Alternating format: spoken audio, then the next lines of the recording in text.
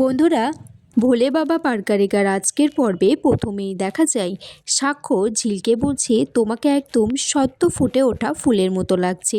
ঝিল বলছে একদম না। ঝিল তখন সাক্ষ্যকে বলছে তুমি আমাকে সান্ত্বনা দেওয়ার জন্য বলছো। সাক্ষ্য বলছে একদম না।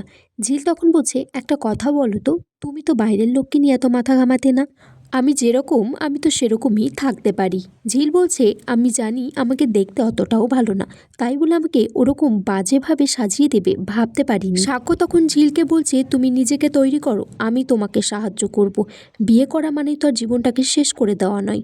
তখন ঝিল বলছে আমি কি করব, এমনিতেই বাড়ি থেকে আমাকে তো আর গান গাইতেই দেবে না। সাক্ষ্য তখন ঝিলকে বলছে তোমার লড়াইগুলো তোমাকেই লড়তে হবে। আমার বাড়ির কিছু লোকজন যেমন ভাত খেতে চাইছিল না তোমার হাত থেকে, কিন্তু তুমি বুদ্ধি করে খাওয়ালে। এইভাবেই সাক্ষ্য বলছে যে তথ্যগুলোও তো নিতে চাইছিল না, কিন্তু তোমার বুদ্ধিতে বিয়ের তথ্যগুলো ওরা নিল। চিন্তা করো না, আমি সব সময় তোমার পাশে আছি। সাক্ষ্য তারপর নিজে হাতে ঝিলকে সাজিয়ে দেয়, তাকে টিপ পরিয়ে দেয়, লিপস্টিক পরিয়ে দেয়। আর সাক্ষ্য ঝিলকে বলছে একটা কথা বলবো, তোমাকে দেখার পর মনে হলো একটা মেয়ে সিঁদুর পরার পর কতটা পাল্টে যায়। ঝিল বলছে কেন, আমাকে কি খারাপ লাগছে? তখন সাক্ষ্য বলছে না, সিঁদুর পরার পর থেকে তোমাকে এতটাই সুন্দর লাগছে যে তোমার থেকে চোখ ফেরানো যাচ্ছে না। তারপর ঝিলকে বলে বাকিটা সেজে তাড়াতাড়ি আসতে আমি বাইরে দাঁড়াচ্ছি। তখন ওই কাজের মহিলাটি এসে বলছে দাদাবাবু নিচে তো সবাই অপেক্ষা করছে।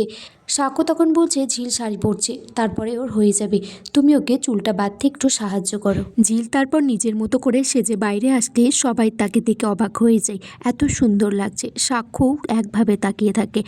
তখন ঝিলকে নিয়ে সাক্ষ্যর বিয়ের অনুষ্ঠানে সবার সামনে যায়। সেখানে ঝিলের মা মিনু আর তার দিদি মিলি বলে ঝিলকে যে তোকে খুব সুন্দর লাগছে ঝিল। তার বান্ধবীরাও তাকে বলে যে খুব সুন্দর লাগছে। তখন সাক্ষ্য বলে সবাইকে যে একটু আগে আমার স্ত্রীকে দেখে সবাই খুব হাসাহাসি করেছে, আর এখন তাকে দেখে খুব প্রশংসার বন্যা হচ্ছে। সাক্ষ্য তখন বলছে কিন্তু এতে কোনো যায় আসে না, মানুষের গুণটাই আসল।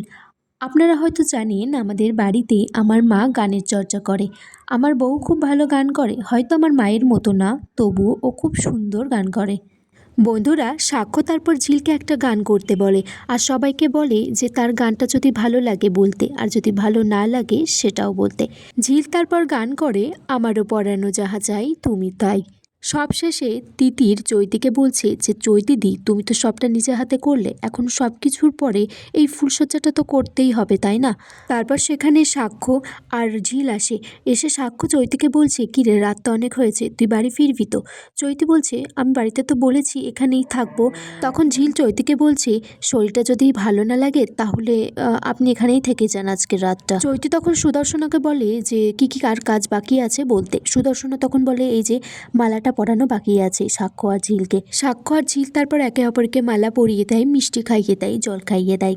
ঝিল তারপর বাকিদেরকে জোর জবরদস্তি করে একটু মিষ্টি খাইয়ে দেয়। তখন তিতির বলে যে ঝিল তোমার আমাকে দেখে কি মনে হয়, রাক্ষস মনে হয়?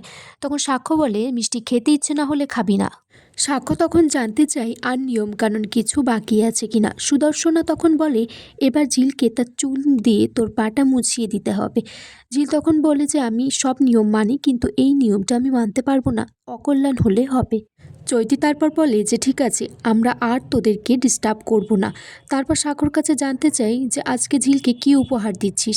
তখন সাক্ষ্য বলে যে অলরেডি ঝিলকে তো আমি উপহার দিয়ে দিয়েছি। আর এখানেই আজকের পর্ব শেষ হয়ে যায় বন্ধুরা।